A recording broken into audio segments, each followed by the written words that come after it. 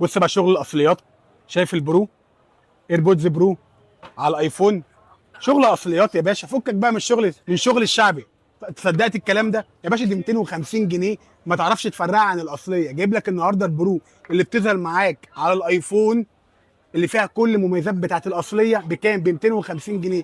الشغل ده وارد الامارات، حاجه تقفيل محترم جدا جدا.